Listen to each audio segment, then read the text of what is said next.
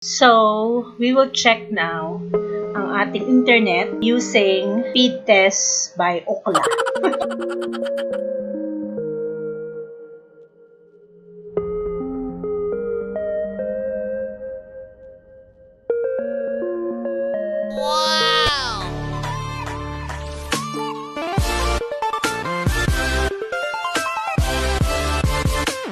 Hello Katie's! Welcome back to my YouTube channel. And for today's video, as you can see sa title natin, we will talk about the best internet in the Philippines as for me. Natry ko na lahat ng internet dito sa Philippines. First, Globe, PLDT, at yung third, pag-usapan natin kung ano yung best internet for me here in the Philippines. So way back 2015, we staying in Pasig.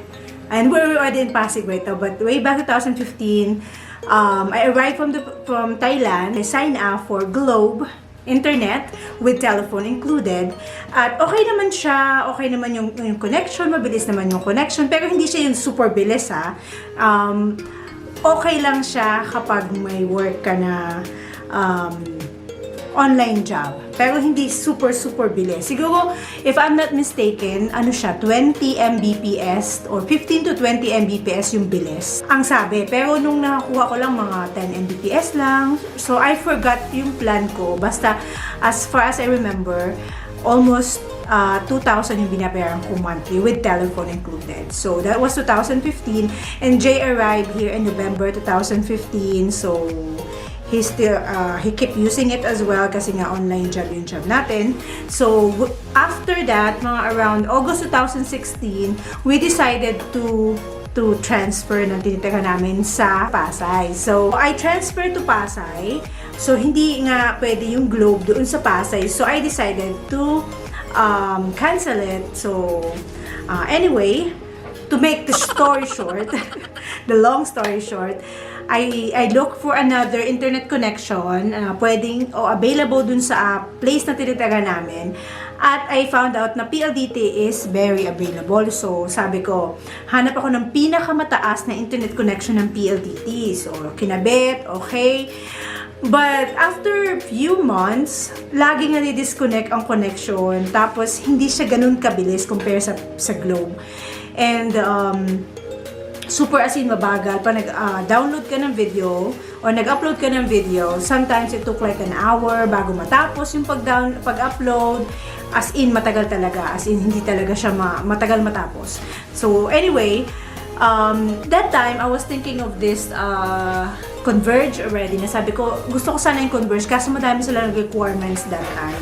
Nag-decide kami na maghanap ng another connection na pampalit sa PLDT kasi super bagal ay kailangan natin ng internet for the job, for the online job. But anyway, I decided na i-cancel na din sila kasi hindi nag-aasa ko ng mas mabilis na connection. Sabi nila wala daw talaga. Kung gusto ko na mabilis na connection, kailangan ko mag-fiber. Tapos magiging another 2 years contract again. Hindi pwede mo ituloy yung previous contract mo. So sabi ko, wag na lang, gusto ko maghanap ng iba kasi nga super bagal talaga. Hindi na ako naniniwala sa fiber nila. So anyway, I decided to try Converge. Converge connection. It's a fiber connection as well. We pay 3,500 siya monthly pero meron kang 100 Mbps, di ba? Ang bilis.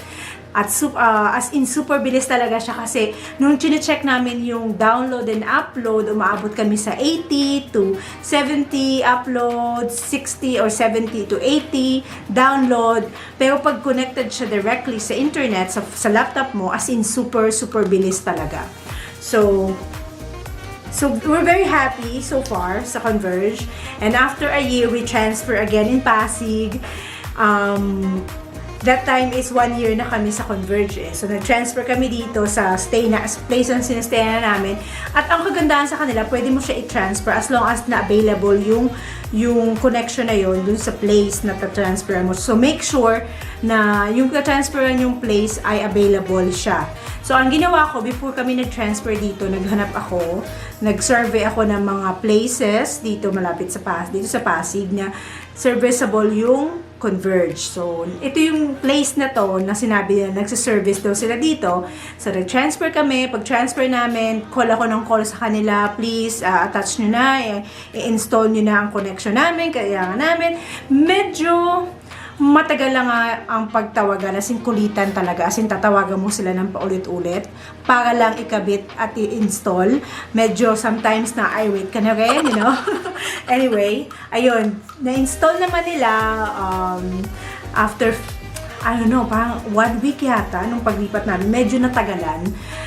Kaso lang siguro nakulitan na rin sila sa answer na ano na nila, dapat lang talaga tawagan nyo, follow up kayo kasi kailangan nyo naman ng internet, kailangan din namin ng internet. That time naman, ang ginagamit namin is Globe na LTE pag nag-work kasi nga malakas naman yung signal dito sa lugar namin. So, anyway, yung nakabit na, okay naman yung connection. Kaso lang, that time yung connection namin is before dun sa Pasay, mabilis siya yung mga 80 kapag chinek mo siya. Pero nung time na yun, ang connection namin is parang 40 lang yata, 40 upload, 30 download, 40, mga 40-50 lang siya, hindi siya umaabot ng 100. Pero pag naka-direct, I think parang umaabot naman ng 100. Pero yung wifi, yun yung sinasabi ko. But anyway, nag-upgrade sila. So, pinadala nila kami ng bagong modem. Ito, binigyan nila kami ng instruction. Sabi nila, in order to serve you a better quality internet service, we schedule a migration activity. So, nagkaroon sa migration activity, pinadala nila kami nito. Ito yung dati kong yung old, nilagay ko na lang siya dito para medyo safe siya. Yan yung luma kong modem. Pinadala nila kami na medyo malaki na ngayon, yung ganito kalaki. Yan, nakikita niyo sa picture. So, itong modem na to, okay din siya kasi ngayon nag-upgrade na sila. Yung binabayaran namin monthly na 3.5 is 150 Mbps na. So, nakita ko online, 150 na pala to. So, chinek ko. So, pag naka-connect ka directly, umaabot siya ng, i-check ko ha, pero last time na check ko, umaabot siya ng mga 130, 100, 120, mga ganyan. Pero hindi ko sure ngayon, i-check ko siya kapag naka-clear yung browser, lahat-lahat wala naka-connect, i-check ko siya kung gaano siya kabilis directly connected sa internet. Yung naka-cable, naka-LAN cable. Okay yung connection niya so far, especially ngayong lockdown. Alam ko maraming nag-work sa inyo at home, yung job nyo, nire-require kayo na to work at home. So, if you will ask me on my opinion lang, this is the best internet in the Philippines as of now. Wala pa ako nakikitang other internet. The reason, because this is already tested. We have this since 2017 of May. Yan.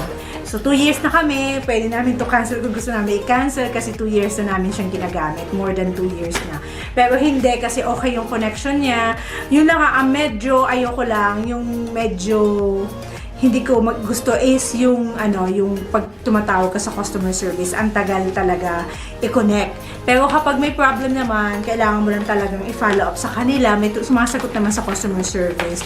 Tapos minsan matagal yung assist, pero mostly hindi naman nagkakaroon ng downtime madalang lang. Siguro in a year, mabibilang mo lang yung downtime nito. Mostly, meron silang update, but siguro sa inyo, wala pang 5 times. Siguro mga 5 times, let's say 5 times. Pero wala pa basta, super dalang lang. Compare sa other connection na yun, natry ko na nga before. So, idilagay ko yung information, yung pag-search ko ng speedtest.net. I will log in, I will show you guys kung ano ba siya kapag Wi-Fi connected, ano yung kanyang speed, yung kanyang upload and download, papakita ko siya. At kapag naka-direct LAN connected naman siya sa LAN cable, papakita ko yun para at least maka-decide kayo kung okay ba siya o hindi. So, we will check now ang ating internet using speed test by Ookla. So, nakita niyan, Converge ICT. Okay. So, change natin yung location natin, yung server natin sa Pasig.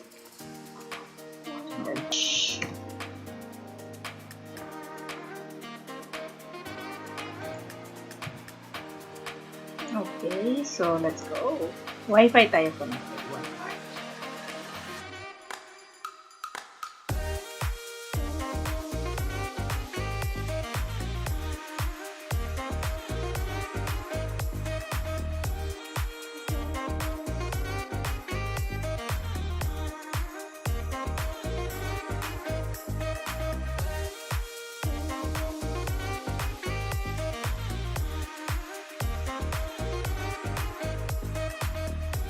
Still slow, 40. Although because you're connected. Turn off your laptop, Jay. Okay.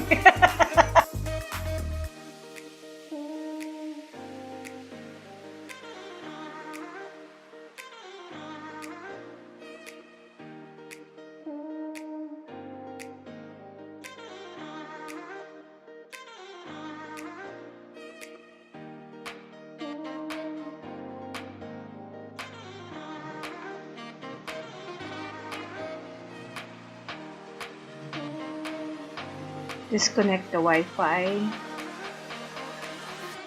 And directly connected na tayo. Kita niyo ba? Internet access. Pag ganyan kasi, LAN cable na siya. Ayan. Connected na tayo sa LAN. Nakita niyo yan? Si Canpo. That's mine. Ito yung Wi-Fi natin. Disconnect ko kanina. So, ito na. So, check naman natin. Ano natin ha? Refresh natin yung speed test. Ayan. Okay. Ito mabilis.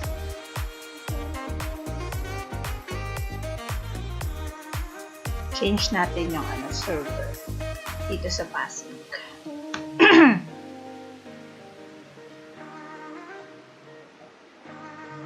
Gaano kabilis? Oh my gulay! Ang bilis. Alam nyo guys, pa nag-download ako dito. Nag-upload pala ako dito. It took me like ilang minutes lang. 8 minutes sometimes pag-upload ng video. So, try natin 3 times.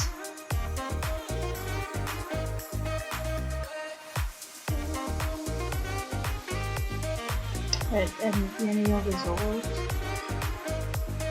Try natin 3 times.